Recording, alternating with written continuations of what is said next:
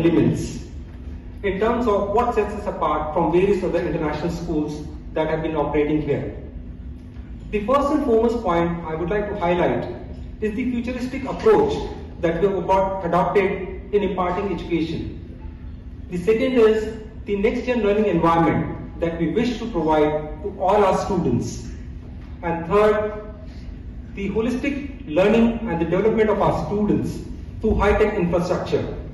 What does this exactly mean is what I'm going to further elaborate upon. When I talk about the next-gen learning environment or the high-tech infrastructure that we're going to provide, I'm going to categorize that into different categories.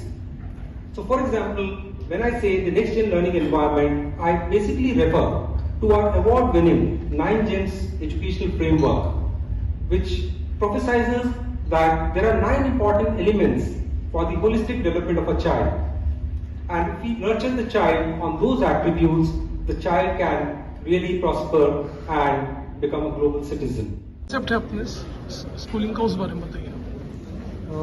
जो हमारा concept है इसमें हम जैसा हम कहते हैं, हमारी टैगलाइन भी है नर्चरिंग ग्लोबल सिटीजन्स। अब किसी को अगर हम ग्लोबल सिटीजन बनाना चाहते हैं तो वो किसी एक चीज़ में सक्षम नहीं हो सकता है कि वो अकेडमिकली बहुत अच्छा हो या स्पोर्ट्स में एक अच्छा हो। तो हमारी जो शिक्षा प्रणाली है जिसको हम 9 जेम्स एजुकेशन फ्रेमवर्क कहते हैं, उसमें हमने 9 एट्रीब्यूट्स डेवलप किए हैं, जिसमें कि स्पोर्टिंग एक्सेलेंस आता है, एकेडमिक एक्सेलेंस आता है, उसका वैल्यू सिस्टम आता है कि उसकी जो कोर वैल्यू सिस्टम्स है, एथिक्स हैं, उस पर भी हम फोकस करते हैं। अगर कोई एंटरप्रेन्योरशिप या कोई बिजनेस चलाना चाहता है, लीडरशिप, तो उसके लिए भी हम उसको सिखाते हैं।